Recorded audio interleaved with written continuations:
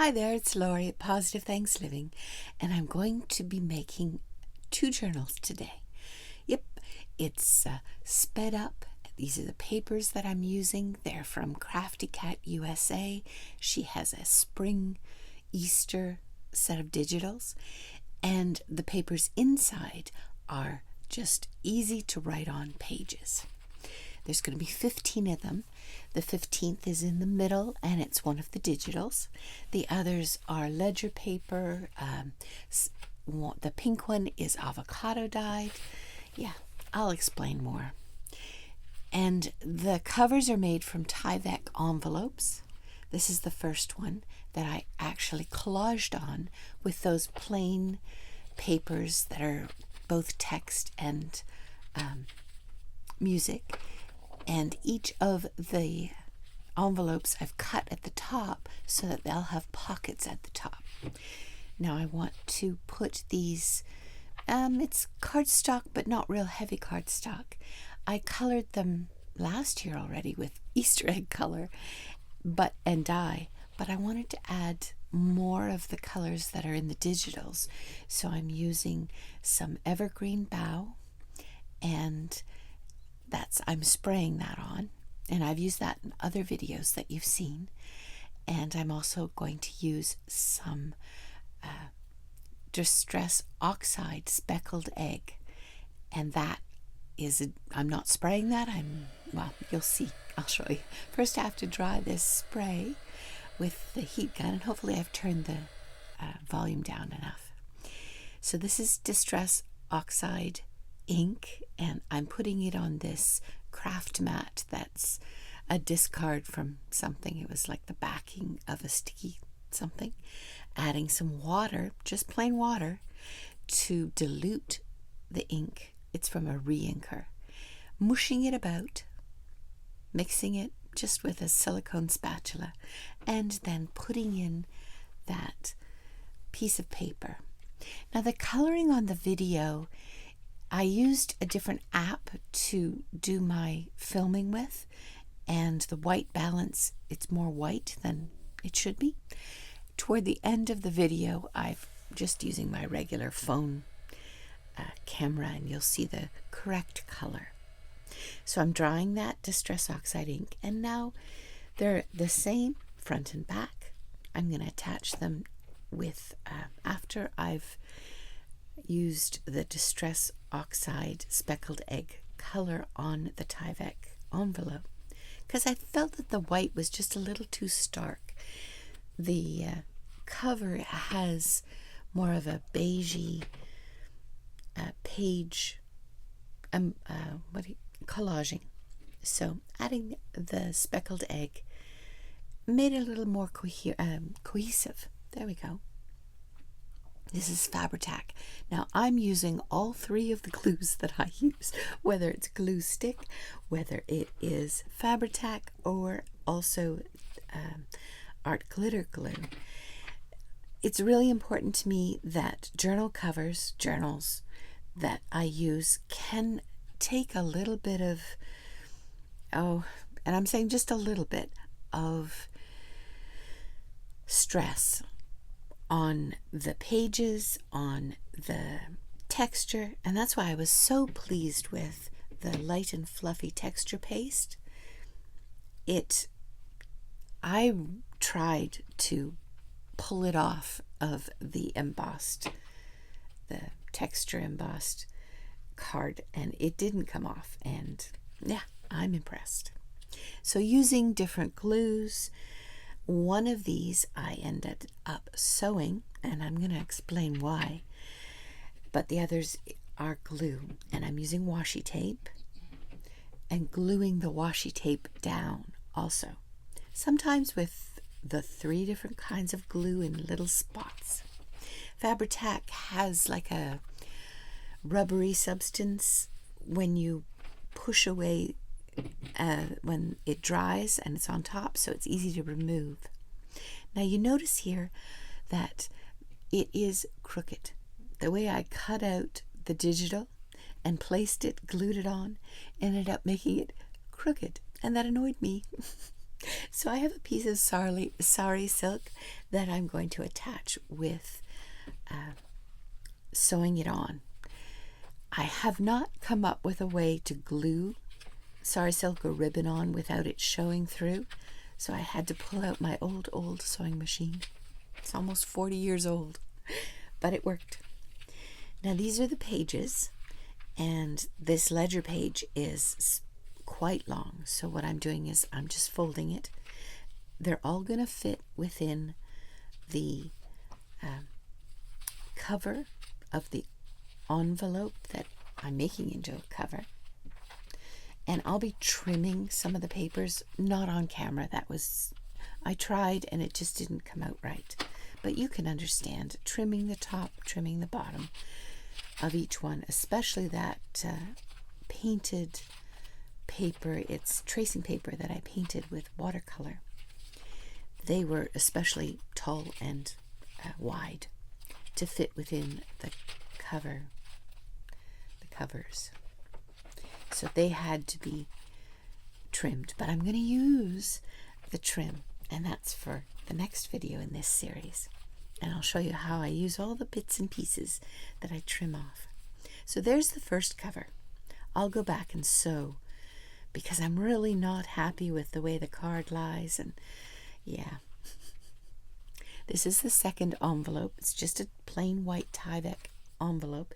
Tyvek doesn't tear, and that's why I love to be able to use it when I can, when I'm not using an envelope that is discarded.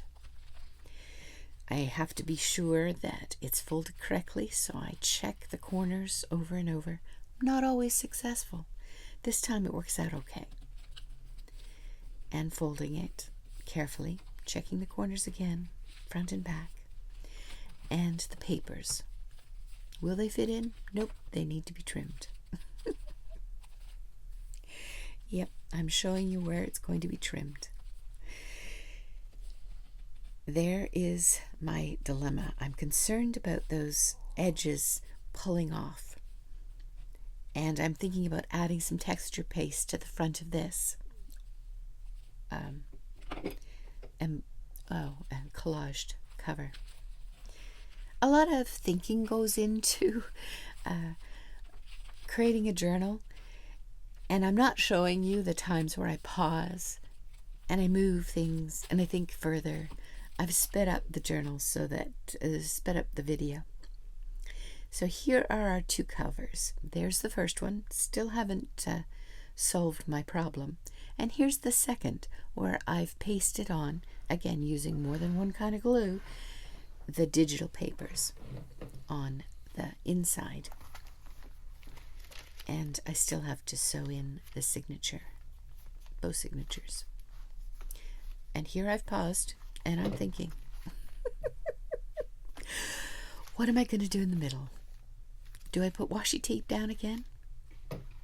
How do I make sure that things stay well put together if I don't sew on this one? So I like that washi tape. It's nice and wide, just the correct width. It's the right colors. And I'm going to make it stay there with the Fabri-Tac glue. Fabri-Tac gives you a chance to, it has the longest time that is open, meaning you can slide things around still. Art glitter glue dries almost immediately, and glue stick will often take up the paper, damage the paper. Now, these papers that I printed the digitals on, they're a linen paper, and they're only about 20 pounds, so not very thick. It has good parts and bad parts to the choice, and I'll talk a little bit about that tomorrow. And the front cover, you remember we did those in the texture paste video. I've just cut out some of the digitals, fussy cut them, and fit them on top of the masterboard, the neutral masterboards that we put the modeling paste on, the light and fluffy modeling paste. And it worked well, especially because of this lightweight linen paper. The linen paper to begin with has a texture, and it, with the texture of the texture paste, it doesn't show up as well. It does in real life. The visual texture and obviously the physical texture. I'm impressed by how well it worked out. I wasn't sure that it would work out this well. I go over the washi tape that's been glued down very vigorously. There's a little bit of a fold in the washi tape, and I don't mind that because, again, this is all about texture. But I want to make sure that it adheres. I want it to be able to handle at least a little bit of wear and tear. Now, obviously, these are paper. It's digitals that are on an inkjet.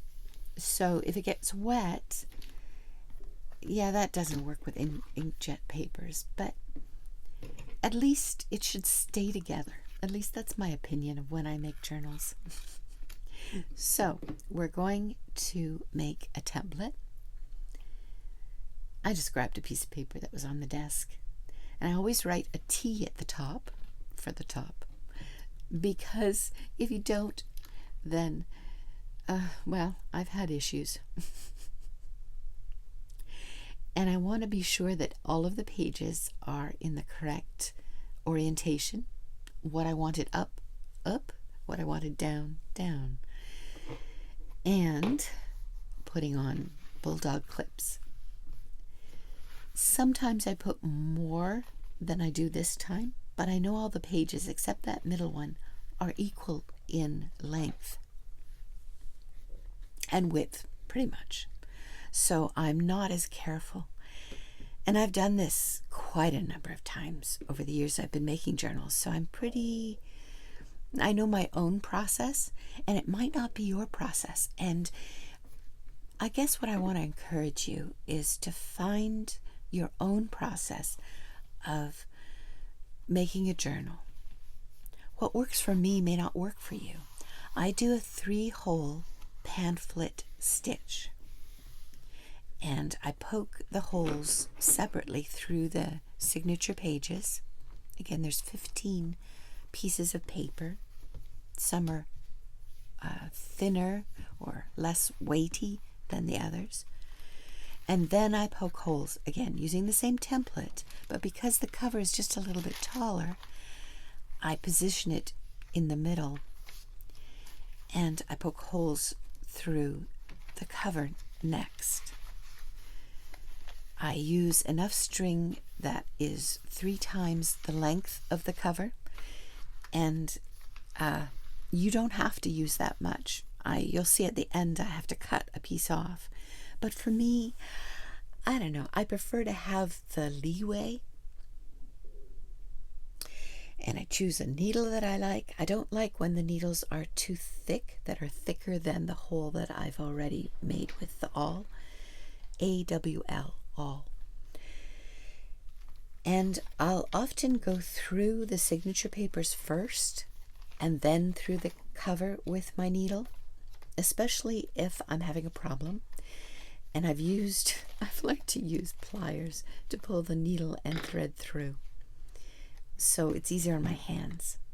Here, I'm just anchoring the thread in the middle so that I can tug with vigor, with some strength on the waxed linen thread.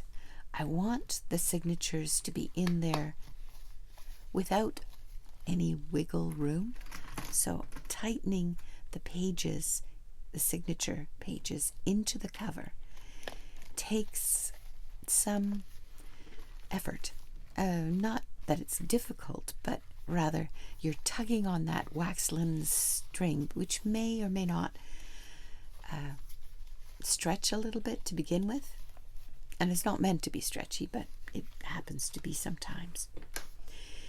So I go through where I've punched the hole with the awl on the bottom.